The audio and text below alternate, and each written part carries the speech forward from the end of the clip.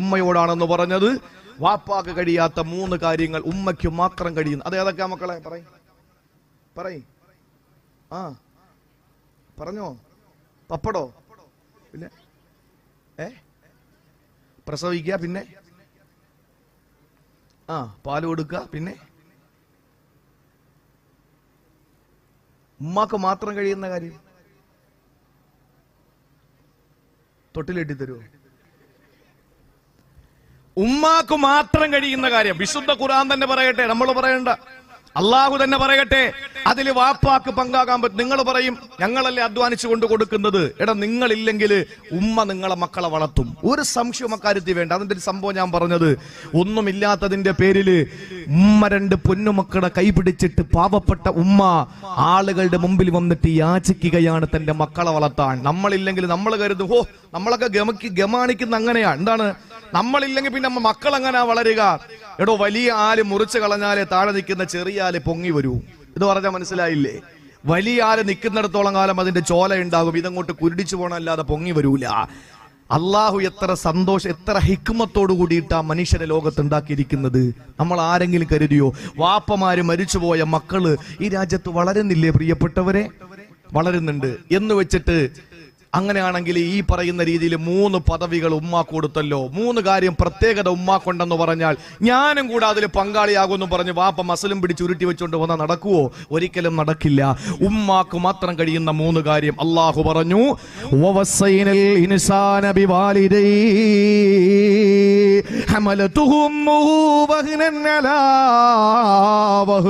സൂറത്തുൽ ലുഖ്മാനിലൂടെ പടച്ചതമ്പുരാൻ പറയുകയാ,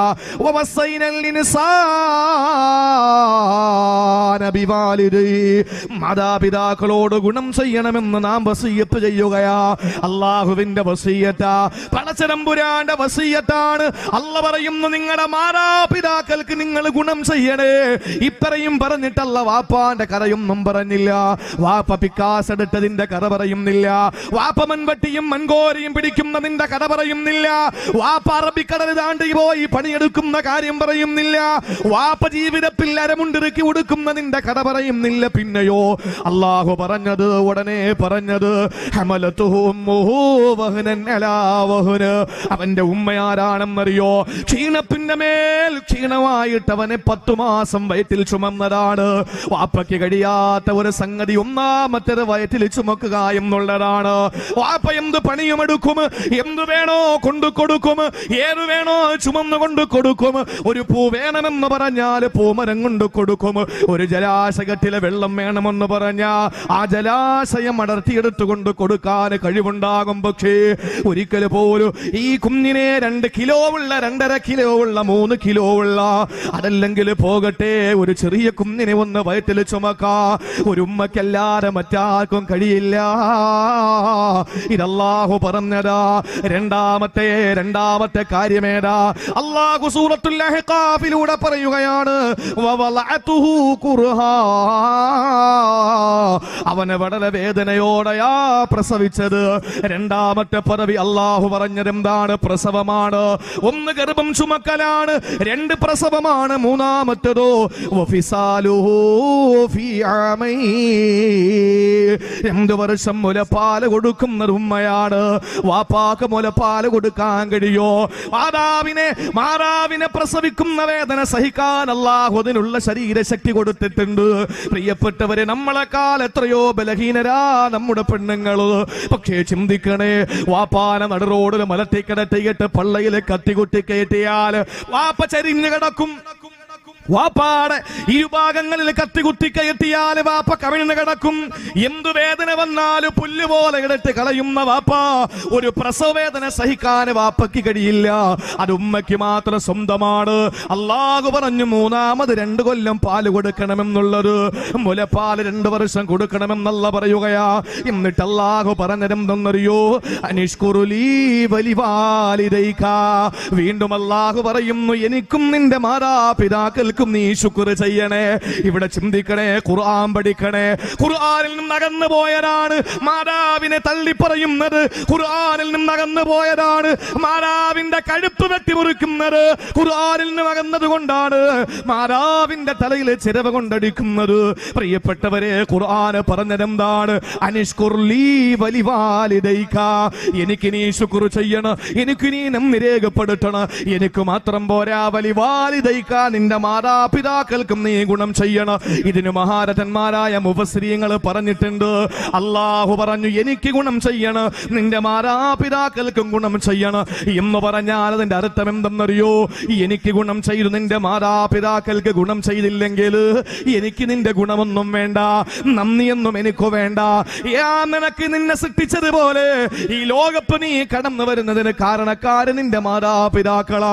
അതുകൊണ്ട് അവർക്ക് ഗുണം ചെയ്യണം, എനിക്കും നീ ഗുണം ചെയ്യണം.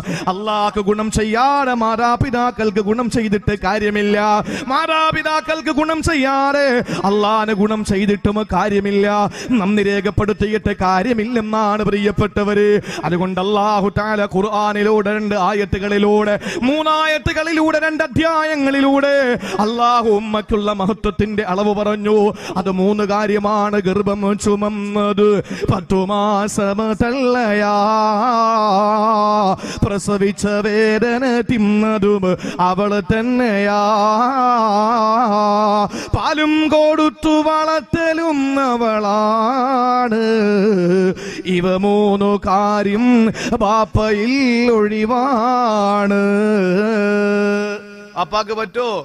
1 വയസ്സ് വരെ ഞാൻ കൊടുത്തില്ലേ, അതുകൊണ്ട് നിങ്ങൾ 1 വയസ്സ് കൊടുക്കും പാലെന്ന് പറഞ്ഞാൽ കവർ പാല് വാങ്ങിച്ചുകൊണ്ട് കൊടുക്കാനേ പറ്റൂ. മുലപ്പാല് കൊടുക്കാൻ ഉമ്മയ്ക്ക് മാത്രമേ കഴിയൂ, അത് വാപ്പാക്ക് കഴിയൂല. എന്റെ പ്രിയപ്പെട്ടവരെ, ഉമ്മയെയും കുട്ടിയെയും തള്ളയെയും പിള്ളയെയും വീടിനെയും കൂടെ ഒരുമിച്ചെടുക്കാനുള്ള ആരോഗ്യം വാപ്പാക്ക് ഉണ്ടാവും. പക്ഷേ ഇതിനെ ഒന്ന് ചുമന്നുകൊണ്ട് നടക്കാനുള്ള ആരോഗ്യം വാപ്പയ്ക്കല്ല കൊടുത്തിട്ടില്ല. എന്റെ പ്രിയപ്പെട്ടവരെ, അതുകൊണ്ട് തന്നെ ഗർഭധാരണവും പ്രസവവും അതുപോലെ തന്നെ മുലപ്പാല് കൊടുക്കുന്നതും, ഈ 3 കാര്യങ്ങൾ ഉമ്മയ്ക്ക് മാത്രം പ്രത്യേകതയുണ്ട്. അതൊരിക്കലും വാപ്പാക്ക് കടയിക്കടത്താൻ ഒരിക്കലും സാധ്യമല്ല. അതുകൊണ്ട് തന്നെ 3 പദവികൾ അള്ളാഹു എന്ത് കൊടുത്തു? ഉമ്മയ്ക്ക് കൊടുത്തു. 4ാമത്തെ പദവിയാണ് വാപ്പാക്ക് കൊടുത്തത്. അള്ളാഹു മനസ്സിലാക്കാനുള്ള തൗഫീക്ക് തരട്ടെ. അള്ളാഹു മനസ്സിലാക്കാനുള്ള തൗഫീക്ക് നൽകി അനുഗ്രഹിക്കുമാറാവട്ടെ. അല്പം കൂടെ ഒന്ന് കൂട്ടി വെച്ചേ മാസ്റ്റർ. എന്റെ പ്രിയപ്പെട്ട സഹോദരങ്ങളെ, അതുകൊണ്ട് ജീവിതത്തിൽ നമുക്ക് നമ്മുടെ ഉമ്മയോടുള്ള കടമകൾ, നമ്മുടെ കടപ്പാടുകൾ, അത് നമ്മൾ മനസ്സിലാക്കിയിട്ട് വേണം നമ്മുടെ ജീവിതത്തെ മുന്നോട്ട് കൊണ്ടുപോകാൻ. നമ്മുടെ വളർച്ചയുടെ പിന്നിൽ നമ്മുടെ ഉമ്മയാണ്. ഞാൻ നിങ്ങളോട് പറയാൻ പോകുന്ന 1ാമത്തെ കാര്യം, എന്റെ പ്രിയപ്പെട്ട സഹോദരങ്ങളെ, ഞാൻ ചോദിക്കട്ടെ, ഖുർആൻ പഠിക്കുന്നവരല്ലേ നിങ്ങൾ? സുജൂദിൽ എന്താ നമ്മൾ ഓതേണ്ടത്? സുബ്ഹാന റബ്ബിയൽ അഅ്ലാ വബിഹംദിഹി. റുകൂഇലോ സുബ്ഹാന റബ്ബിയൽ അലീം വബിഹംദിഹി. ഇഅ്തിദാലിലോ റബ്ബനാ ലക്കൽ ഹംദു മിൽഅ സമാവാതി വമിൽഅൽ അർളി വമിൽഅ മാ ശിഅത മിൻ ഷൈഇൻ ബഅദ്. അല്ലേ? ഇടയിലുള്ള ഇരുത്തത്തിലോ റബ്ബിഗ്ഫിർലി വർഹംനി വജ്ബുർനി വർഫഅനി വർസുഖ്നി വഹ്ദിനി വആഫിനി. ഇത് ഏതെങ്കിലും ഒരു സൂറത്തിൽ കാണിച്ചു തരാൻ പറ്റുമോ? നിസ്കാരത്തിന് അപ്പുറം വേറൊരു ഇബാദത്തില്ലല്ലോ. ഏതെങ്കിലും ഒരു സൂറത്തില് ഈ പറയുന്ന ദുആകൾ ഒന്ന് കാണിച്ചു തരാൻ പറ്റുമോ? നിസ്കാരത്തിൽ നമ്മൾ ഓതുന്ന, എന്തിനേറെ ഒരു ഉടമസ്ഥന്റെ മുമ്പിൽ ഒരു അടിമ ഏറ്റവും കൂടുതൽ അടുക്കുന്നത് അഖറബുമായ യകൂനുൽ അബ്ദു മിൻ റബ്ബിഹി വഹുവ സാജിദുൻ. സുജൂദിൽ കിടക്കുമ്പോഴാണ് ഒരു അടിമ ഉടമസ്ഥനായ റബ്ബിന്റെ അടുക്കൽ ഏറ്റവും കൂടുതൽ കടപ്പെടുന്നത് എന്ന് ആദരവായ പ്രവാചകൻ നബി മുഹമ്മദ് മുസ്തഫ നടന്നു പോകുന്ന നിലത്ത് അന്തസ്സിന്റെയും ഇസ്സത്തിന്റെയും അടയാളമായ തല കൊണ്ട് കുനിച്ചു വെച്ച് പൃഷ്ഠഭാഗമാകുന്ന നമ്മളൊക്കെ വൃത്തികെട്ട അവയവമായി കണ്ടിട്ടുള്ളതിനെ തലയേക്കാൾ ഉയർത്തിവെക്കുന്ന സുജൂദ്. എന്റെ പ്രിയപ്പെട്ടവരെ, എന്നിട്ട് പറയാണ്, അല്ലാഹുവേ നീയാണ് അത്യുത്തമൻ, നീയാണ് അത്യുന്നതൻ എന്ന് പറയുന്ന ആ സുജൂദിലുള്ള ദുആ ഖുർആൻ പഠിപ്പിച്ചിട്ടില്ല. അതൊക്കെ ഹദീസിലാണ്. പക്ഷേ ഉമ്മാക്ക് വേണ്ടി ദുആ ചെയ്യണം എങ്ങനെയാന്ന് ഖുർആൻ പറഞ്ഞു. ഉമ്മാക്ക് എങ്ങനെ ദ്വാരക്കണമെന്നുള്ളത് ഖുർആനിലൂടെ പറഞ്ഞു. എന്റെ പ്രിയപ്പെട്ട സഹോദരങ്ങളെ, ഒന്ന് ചിന്തിച്ചു നോക്ക്. അള്ളാഹു മനസ്സിലാക്കാനുള്ള തൗഫീക്ക് തരട്ടെ. ഉമ്മയോട് ഒരിക്കലും മോശമായി, വാപ്പയോടും അങ്ങനെ തന്നെ. ഉമ്മയായതുകൊണ്ട് ഉമ്മയുമായി ബന്ധപ്പെട്ട വിഷയം ഞാൻ പറയാണ്. വാപ്പയെ നിങ്ങൾ കൂട്ടി വായിക്കുക. ഒരിക്കലും ഉമ്മാനോട് മോശമായ ഒരു വാക്ക് നീ പറയാൻ പാടില്ല. നിന്റെ പ്രിയപ്പെട്ട മാതാവിനോട് മോശപ്പെട്ട ഒരു വർത്തമാനം നീ പറയാൻ പാടില്ല. നിങ്ങൾക്കറിയുമോ, പരിശുദ്ധമായ ഖുർആനിലൂടെ അല്ലാഹ് പറയുകയാണ്, വലാ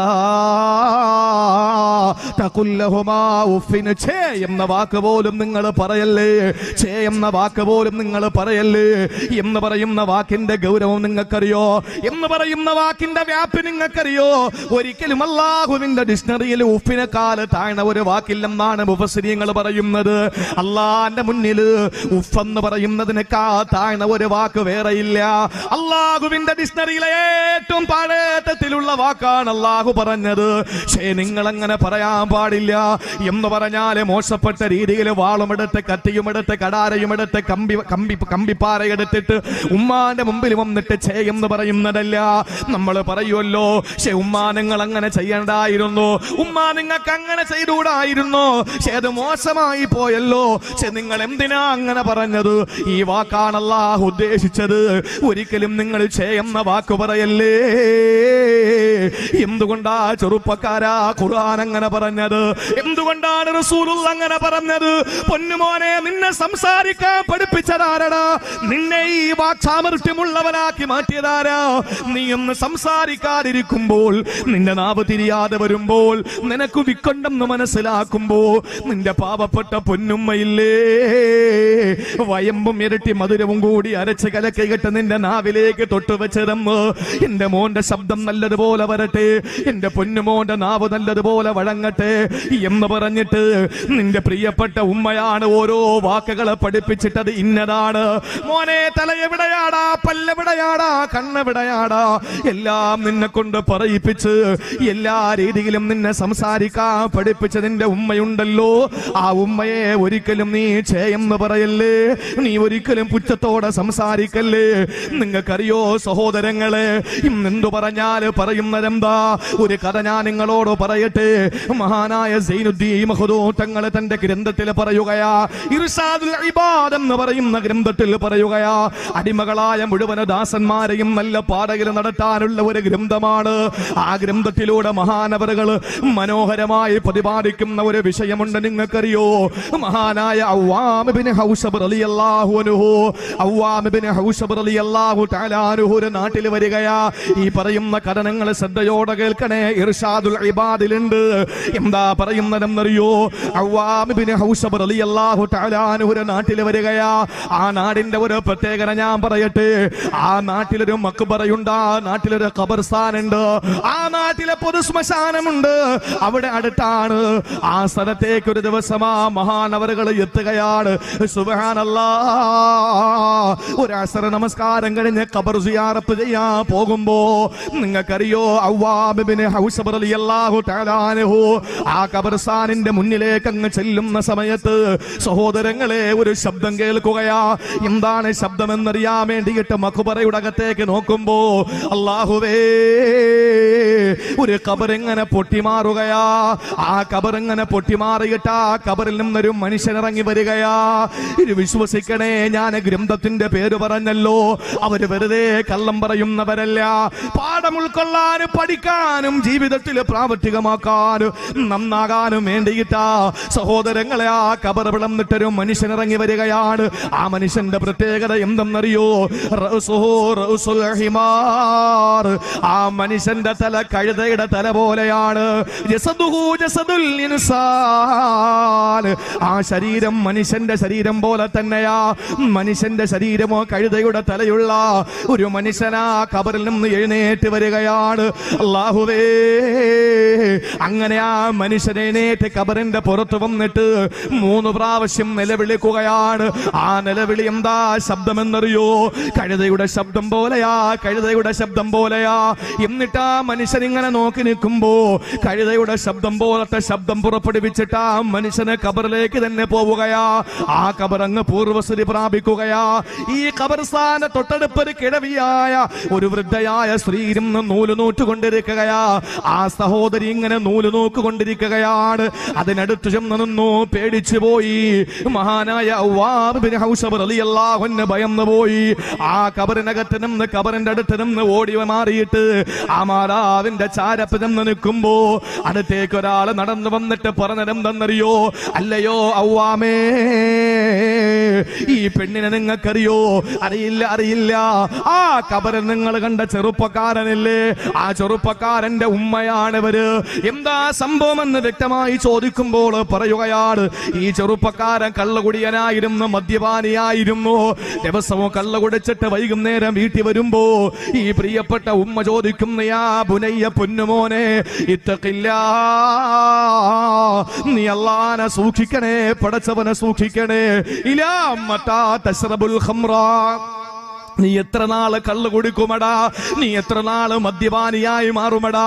അതുകൊണ്ട് പൊന്നുമോനെ, നീ അല്ലാഹുവിനെ സൂക്ഷിക്കണേടാ എന്ന് പറഞ്ഞപ്പോ അവന് പെട്ടെന്ന് മറുപടി കൊടുക്കുന്നത് എന്തെന്നറിയോ? ഇന്നമാ അന്തി തൻഹഖിയന്നകമാ യൻഹഖുൽ ഹിമാർ. തള്ളേ, നിങ്ങളെ കഴുത വിളിക്കും പോലെ വിളിക്കാതിരിക്കുവോ? സഹോദരങ്ങളെ, ഒരു തള്ളയോട് തന്റെ മകൻ പറഞ്ഞ വാക്കെങ്ങനെയാണ്? എന്താണ് ഉമ്മ ചെയ്തത്? പൊന്നുമോനെ, നീ അല്ലാഹനെ സൂക്ഷിക്കടാ, നീ കള്ളു കുടിക്കല്ലേ, എത്ര നാള് കള്ളു കുടിക്കുമടാ, നീ അല്ലാഹനെ സൂക്ഷിക്കണേ എന്ന് പറഞ്ഞപ്പോ ആ ഉമ്മാന്റെ മുഖത്ത് നോക്കിയിട്ട് ഈ മകന്റെ മറുപടി എന്താണ്? ഇന്നമാ അന്തു തൻഹഖിയന്നകമാ യൻഹഖുൽ ഹിമാർ. നിങ്ങളുടെ ശബ്ദം കഴുതയുടെ ശബ്ദം പോലെയാ, കഴുത വിളിക്കും പോലെ, കഴുത കരയും പോലെ പറയല്ലേ എന്ന് പറഞ്ഞു. സുബ്ഹാനല്ലാഹ്. ആ ചെറുപ്പക്കാരനോട് അവ്വാബ് ഇബ്നു ഹൗശബ് റളിയല്ലാഹു അൻഹുവിനോട് ആളുകൾ പറയുകയാണ്, ഈ ചെറുപ്പക്കാരൻ ഒരു ദിവസം അസ്റിന് ശേഷം അങ്ങ് മരണപ്പെട്ടു പോയി. ഒരാഴ്ച കഴിഞ്ഞപ്പോൾ ഈ ചെറുപ്പക്കാരൻ അങ്ങ് മരിച്ചുപോയി. ആ മരിച്ചുപോയ ചെറുപ്പക്കാരനെ ആളുകൾ കൊണ്ട് അടക്കിയ സ്ഥലമാണ്. അന്ന് മുതല് എല്ലാ ദിവസവും അസർ കഴിയുമ്പോ കബർ പൊട്ടി പിളരാറുണ്ട്. എന്നിട്ട് എഴുന്നേറ്റ് നിന്ന് കഴുതയുടെ തലയുള്ള മനുഷ്യന്റെ ഉടലോടുകൂടി കബറിന്റെ പുറത്തു വന്ന് 3 വട്ടം കഴുതയെ പോലെ വിളിച്ചിട്ട് ആ മനുഷ്യനാ കബറിലേക്ക് അങ്ങ് മടങ്ങി പോകുമെന്ന സഹോദരങ്ങളെ ചിന്തിക്കണേ. ഉമ്മാന്റെ മുഖത്ത് നോക്കിയിട്ട് പറഞ്ഞു, നിങ്ങൾ എന്തേ കഴുത കരയും പോലെ കരയുന്നത്? എത്ര പൊന്നുമക്കളാണ് ഉമ്മാന്റെ മുഖത്ത് നോക്കിയിട്ട് പറയുന്നത്, പട്ടി ഓരിയിടും പോലെ ഓരിയിടല്ലേ, നിങ്ങള് കാക്കക്കൂട്ടില് കല്ലിടും പോലെ അലക്കല്ലേ എന്ന് പറഞ്ഞിട്ട് ഉമ്മയുടെ മുഖത്ത് നോക്കിയിട്ട് പല ജീവികളുടെയും പക്ഷികളുടെയും പേര് പറഞ്ഞ് വിമർശിക്കുന്ന ചെറുപ്പക്കാരാ, ഒന്ന് ആലോചിക്കണേ, ഒന്ന് ചിന്തിക്കണേ. നാളെ നിന്നെ കബറിലേക്ക് കൊണ്ടുവെക്കുമ്പോ ആ കബറിന്റെ ഉള്ളിലുള്ള അവസ്ഥ എന്താണ്? മോശപ്പെട്ട ഒരു വാക്ക് പോലും നിന്റെ ഉമ്മയോട് നിനക്ക് പറയാൻ സാധിക്കരുത്. നിന്റെ ഉമ്മയെ നീ വേദനിപ്പിക്കരുത്.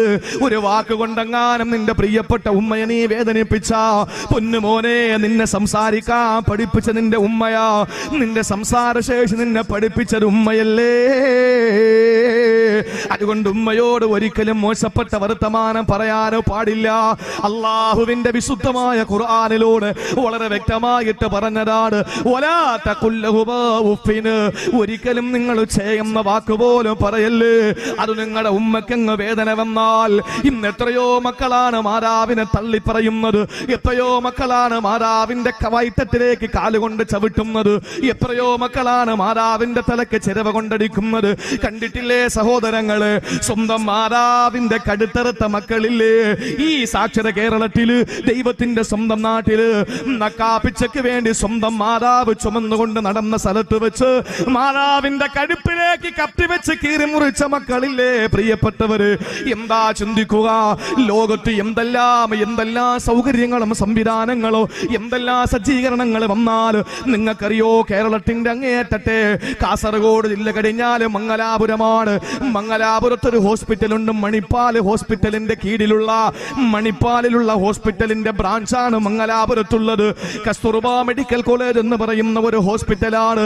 അവിടെ എത്രത്തോളം ശാസ്ത്രത്തിന്റെ പുരോഗമനവും പുരോഗതിയും ഔന്നത്യവും ഉന്നതിയുമല്ല അവിടെ വ്യക്തമായി നമുക്ക് കാണാം. എന്ന് പറഞ്ഞാൽ നാഷണൽ ഹൈവേയിലൂടെ വാഹനം ഓടിച്ചു പോയ ചെറുപ്പക്കാരൻ ആക്സിഡന്റിൽ പെട്ടപ്പോ അവന്റെ ലിംഗം തെറിച്ചു പോയി.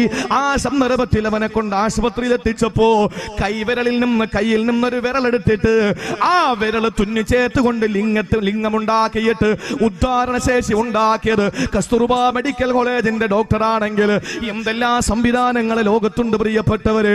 നടുറോഡിലെങ്ങാനും മറിഞ്ഞു വീണിട്ട് ശരീരഭാഗങ്ങൾ ചിഹ്നിച്ചു തെറിപ്പോയാ എവിടെ നിന്നെങ്കിലും വെട്ടിയെടുത്തിട്ട് പ്ലാസ്റ്റിക് സർജറി നടത്തുന്ന രീതിയിൽ ശാസ്ത്രം പുരോഗമിക്കുമ്പോ ഹൃദയത്തിന്റെ വാൾവിന്റെ രോഗം പോലും, ഹൃദയ സംബന്ധമായ രോഗം പോലും ഒരു ചെറിയ താക്കോൽ, ഒരു കീഹോൾ ശസ്ത്രക്രിയയിൽ നസബിലൂടെ മുഴുവനും ശരിയാക്കുന്ന ഈ ആധുനിക കാലഘട്ടത്തില് ഞാൻ വെല്ലുവിളിക്കുകയാ. എന്തെല്ലാം ശാസ്ത്രങ്ങൾ പുരോഗമിച്ചാൽ, എവിടെയെല്ലാം ശാസ്ത്രം കുതിച്ചുയർന്നാൽ, ഉമ്മാനെ മറക്കാതിരിക്കാൻ നിന്റെ പള്ളയിൽ അല്ലാഹു തന്ന ഒരു സ്ക്രാച്ച് ഉണ്ടല്ലോ, പൊക്കിളുണ്ടല്ലോ, അതിനെ ഒന്ന് തുന്നിച്ചേർക്കാൻ, ആ അടയാളം ഒന്ന് മാറ്റാൻ ലോകത്തൊരു സർജറിക്കും കഴിയില്ല. എന്തുകൊണ്ടെന്നറിയോ? നിന്റെ മാതാവിന്റെ വയറ്റത്തിലേക്ക് നീ കാലുകൊണ്ട് ചവിട്ടുമ്പോ, നിന്റെ മാതാവിന്റെ കഴുത്തിലേക്ക് ഷൂ വിട്ട കാലുകൊണ്ട് അമർത്തി ചവിട്ടുമ്പോൾ, പൊന്നുമോനെ നീ ഉമ്മാനെ മറന്നു പോകാതിരിക്കാ, നിന്റെ പ്രിയപ്പെട്ട ഉമ്മാനെ നീ മറക്കാതിരിക്കാ. നിന്റെ പള്ളയിൽ അല്ലാഹു ഒരു സമ്മാനം തന്നിരിക്കുകയാണ്. അതാണ് പൊക്കിൽ കൊടി. മറക്കാൻ പറ്റുമോ? ഉമ്മായ മറക്കാൻ, വാപ്പായ ഓർക്കാൻ വേണ്ടി നമുക്ക് ആരെങ്കിലും അല്ലാഹു എവിടെയെങ്കിലും ഒരു അടയാളം തന്നിട്ടുണ്ടോ? ചിലര് വാപ്പായ കണക്കിരിക്കും. നമ്മൾ പറയുമല്ലോ തിരിച്ചറിയൽ കാർഡാ, അല്ലെങ്കിൽ ഫോട്ടോസ്റ്റാറ്റ് പോലെ ഉണ്ട് എന്ന് പറയുമല്ലോ. വാപ്പായ പോലെ ഇരിക്കും, പറ്റില്ല. പക്ഷേ വാപ്പായ മറക്കാതിരിക്കാൻ വേണ്ടി അള്ളാഹു നമ്മുടെ മക്കൾക്കൊന്നും കൊടുത്തിട്ടില്ല. പക്ഷെ ഉമ്മായ മറക്കാതിരിക്കാൻ വേണ്ടി നമ്മുടെ പള്ളയിൽ, നമ്മൾ എപ്പോഴും കാണുന്ന നമ്മുടെ വയറ്റത്ത്, നമ്മുടെ വയറാണല്ലോ നമ്മുടെ വിഷയം. എന്റെ പ്രിയപ്പെട്ടവരെ, ആ പള്ളയിൽ അള്ളാഹു ഒരു അടയാളം നമുക്ക് തന്നിട്ടുണ്ട്. ഒരു പെണ്ണ് ഗർഭിണിയാകുന്ന പ്രഗ്നന്റ് ആകുന്ന കാലയളവിൽ അവള് പിന്നെ മെൻസസ് ആവൂല, അവൾക്ക് പിന്നെ ആർത്തവരക്തം ഉണ്ടാവൂല. എന്താ സംഭവിക്കുന്നത്? അള്ളാഹു ഓട്ടോമാറ്റിക്കായി ഞരമ്പിനെ വയറ്റിൽ കിടക്കുന്ന കുഞ്ഞിന്റെ പൊക്കളിലൂടെ അള്ളാഹു ഇറക്കി കൊടുക്കുകയാ. ആ ദുഷിച്ച രക്തം അള്ളാഹു ശുദ്ധ രക്തമാക്കിയിട്ട് ഭക്ഷണം എത്തിച്ചു കൊടുക്കുകയാണ്. അത് ഭക്ഷണമാക്കുന്നു. കുട്ടി വലുതായി 9 മാസം 10 ദിവസം കഴിഞ്ഞ് ആ പെണ്ണ് പ്രസവിക്കുമ്പോൾ ആ ഞരമ്പോട് കൂടിയിട്ടാണ് പുറത്തേക്ക് വരുന്നത്. അപ്പോഴാ ഡോക്ടർമാർ കട്ട് ചെയ്ത് ആ ഞരമ്പ് അകത്തേക്ക് പോകും. പിന്നെ ആ പെണ്ണ് വീണ്ടും പഴയതുപോലെ ആ പെണ്ണ് മെൻസസ്സുകാരിയാകുന്നു. എന്താ കാര്യം? ഈ പൊക്കിള് കൊടിയാണ് അവസാനം നമ്മുടെ പൊക്കിളിൽ നിന്ന് കൊഴിഞ്ഞു പോവുകയോ അല്ലെങ്കിൽ അടർത്തി മാറ്റുകയോ ചെയ്യുന്നത്. പക്ഷേ ആ അടയാളം ഒരിക്കലും നമ്മുടെ ജീവിതത്തിൽ നിന്ന് ഏതെങ്കിലും ഒരാൾ മാറ്റി ചരിത്രമുണ്ടോ? അതങ്ങനെ ഇരിക്കുമ്പോൾ വൃത്തികേടാണെന്ന് പറഞ്ഞിട്ട് ആരെങ്കിലും അവിടെ തുന്നിച്ചേർക്കാൻ തയ്യാറാവോ? ഇല്ല. എന്താ കാര്യം? നീ എത്ര വളർന്നാലും നിന്റെ ഉമ്മാനെ മറക്കാതിരിക്കാൻ വേണ്ടി അള്ളാഹു നിന്റെ പള്ളക്ക് തന്നതാണ്. അതുകൊണ്ട് മോശപ്പെട്ട ഒരു വാക്ക് പോലും നമ്മുടെ ഉമ്മായോട് നമ്മൾ പറയാൻ പാടില്ല, ഉമ്മായി ചവിട്ടാൻ പാടില്ല. കാരണം നിന്നെ പിച്ച വെക്കാൻ പഠിപ്പിച്ച നിന്റെ പ്രിയപ്പെട്ട ഉമ്മയാണ്. ഇതൊക്കെ നമ്മൾ സൂക്ഷിക്കേണ്ട കാര്യമാണ്. അള്ളാഹു മനസ്സിലാക്കാനുള്ള തൗഫീക്ക് തരട്ടെ. നമ്മൾ വലിയ കച്ചവടക്കാരായിരിക്കും, നമ്മൾ വലിയ ബിസിനസ്സുകാരായിരിക്കും, നമ്മൾ വലിയ വലിയ മേഖലകളിൽ എത്തപ്പെട്ടവരായിരിക്കും. പക്ഷേ അതിന്റെ ഒക്കെ പിന്നിൽ ആ ഉമ്മാന്റെ ദുആയാണ്, ഉമ്മാന്റെ ദുആയാണ്. നിങ്ങൾ നോക്ക്, ഏറ്റവും രസകരമായ ഖുർആന് പരിചയപ്പെടുത്തിയ ഒരു വലിയ ചരിത്രത്തിന്റെ ഒരു ഭാഗം ഞാൻ നിങ്ങളോട് പറയാൻ പോവാണ്. എന്റെ പ്രിയപ്പെട്ട കച്ചവടക്കാരുണ്ടെങ്കിൽ, തൊഴിൽ ചെയ്യുന്നവരുണ്ടെങ്കിൽ, അതല്ലെങ്കിൽ ബിസിനസ്സുകാരുണ്ടെങ്കിൽ, ഒന്നുമല്ലാത്ത കൂലിപ്പണിക്കാരുണ്ടെങ്കിൽ, നിങ്ങളുടെ പ്രിയപ്പെട്ട ഉമ്മ ജീവിച്ചിരിപ്പുണ്ടെങ്കിൽ ആ ഉമ്മായുടെ ഗുരുത്വ പൊരുത്തങ്ങൾ നേടിയിട്ട് വേണം നിങ്ങൾ കച്ചവടത്തിന് ഇറങ്ങാൻ. ഈ പ്രതിസന്ധിയുടെ സമയത്ത് നമ്മളൊക്കെ ഇപ്പൊ ആഗ്രഹിക്കുന്നത് എന്താണ്? എവിടെയൊക്കെ ആ പിടി വീണിരിക്കുന്നത്? എന്റെ പ്രിയപ്പെട്ടവരെ, ഒന്ന് വെള്ളമില്ല, 2 ആ വെള്ളമില്ലാത്തതോടൊപ്പം തന്നെ സാമ്പത്തികമായ പ്രതിസന്ധിയാണ് നമ്മൾ നേരിടുന്നത്, അല്ലെ? സാമ്പത്തിക പ്രതിസന്ധി എന്ന് പറഞ്ഞാൽ ചില്ലറ പ്രതിസന്ധിയല്ല, നമുക്ക് താങ്ങാൻ പറ്റുന്നതിനപ്പുറമാണ് ഇന്നത്തെ സാമ്പത്തിക പ്രതിസന്ധി. എല്ലാത്തിനും വില കൂടുന്നു. അള്ളാഹുവിന്റെ റസൂല് പറഞ്ഞു, വില കൂടുന്ന ഒരു കാലം വന്നാൽ അത് അലാമത്തു സഅ, ലോകാവസാനത്തിന്റെ അടയാളമാണ്. എല്ലാത്തിനും വില കൂടുകയാണ്, അല്ലേ? ഏതിനാ വില കൂടാത്തത്? വില കൂടാത്ത ഒന്നേ ഉള്ളൂ, അത് മുസ്ലിയാരുടെ ശമ്പളം മാത്രമേ ഉള്ളൂ. ബാക്കി എല്ലാത്തിനും കൂടിയല്ലോ, എല്ലാം കൂടിയല്ലോ. എന്റെ പ്രിയപ്പെട്ട സഹോദരങ്ങളെ, എല്ലാത്തിനും വില കൂടുന്നു. രാത്രി 12 മണിക്ക് ഡീസലിന് ഒരു വില. നേരം വെളുത്തതൊന്നും അറിയാതെ കിടന്നുറങ്ങുന്ന എല്ലാ 12 മണിക്കാണല്ലോ ഇപ്പൊ രാത്രി നടക്കുന്നത് കാര്യങ്ങളൊക്കെ. അതുകൊണ്ട് തന്നെ രാവിലെ എഴുന്നേറ്റ് സുബഹിക്ക് പള്ളിയിൽ വരുമ്പോൾ എണ്ണ അടിക്കാൻ വേണ്ടി പമ്പി കയറുമ്പോഴാണ് അറിഞ്ഞില്ലേ രാത്രി 1 മണിക്ക് വില കൂടി. എന്റെ പ്രിയപ്പെട്ട സഹോദരങ്ങളെ, എല്ലാത്തിനും വില കൂടുന്നു, സാമ്പത്തികമായി തകരുന്നു, കച്ചവടം നടക്കുന്നില്ല, പ്രതിസന്ധിയാണ്. എല്ലാം അങ്ങനെ നിൽക്കുമ്പോൾ നമ്മൾ എന്താ ചെയ്യേണ്ടത്? നമ്മൾ എല്ലാ സ്ഥലത്ത് പോയി, അവിടെ പോയി നൂലോതി കെട്ടി, ഇവിടെ പോയി നമ്മൾ കൂടോതി കെട്ടി, ഇതൊക്കെ നമ്മൾ ചെയ്യുന്നല്ലോ. ഞാൻ അതിനെപ്പറ്റി എന്നെ നല്ല വശവും അതിന്റെ മോശവശവും ഒന്നും പറയാൻ ഞാൻ തയ്യാറാവുന്നില്ല, അതിനുള്ള സമയമല്ല, എനിക്ക് അക്കാര്യം പറയേണ്ട കാര്യവുമില്ല. ഞാൻ പറയുന്നത്, നിങ്ങളുടെ പ്രിയപ്പെട്ട ഉമ്മയോട് ഇന്ന് വരെയെങ്കിലും ഒന്ന് ദുആരക്കണമെന്ന് പറഞ്ഞിട്ടുണ്ടോ? ഇല്ല എങ്കിൽ ഉമ്മാന്റെ തൃപ്തിയോട് കൂടിയിട്ട് നമ്മൾ പറയും. പെണ്ടാട്ടി വന്നിട്ട് പറയും, ഉമ്മ അറിയണ്ട, വല്ല പ്രശ്നമാണ്, അല്ലേ? ഉമ്മ അറിയണ്ട, ഇതൊന്നും ഉമ്മാட்ட പറയണ്ട. ഭാര്യ പെണ്ണുങ്ങളല്ലേ അവര്, പെണ്ണുങ്ങളല്ലേ അവര് വന്നിട്ട് ഇങ്ങനെ പറയുമ്പോൾ അത് പ്രിയപ്പെട്ട മാതാവിനെ മറച്ചു വെച്ചിട്ട് നീ തുടങ്ങിയാൽ ഒരിക്കലും നിനക്കതിൽ ഗുണമുണ്ടാകൂല. ഒരിക്കലും നിന്റെ ഉമ്മയോളം ഒരു പെണ്ടാട്ടിയും ഒരു മക്കളും ഒരു കുടുംബവും ഒരാളും ഒരു കാമുകിയും നിന്റെ ഉമ്മയോളം സ്നേഹം ഉണ്ടായതായൂല. നമ്മുടെ ഉമ്മയോളം നമ്മളെ സ്നേഹിക്കുന്ന ലോകത്തൊരാളും ഉണ്ടാവൂല. കെട്ടിയോളും ഉണ്ടാവൂല, കെട്ടിയോനും ഉണ്ടാവൂല. അത് നിങ്ങൾ പഠിക്കണം. ആ ഒരു തത്വം നമ്മൾ പഠിച്ചിരിക്കണം. ഉമ്മയോളം ലോകത്തിന് ആര് വന്നാലും ആകില്ല.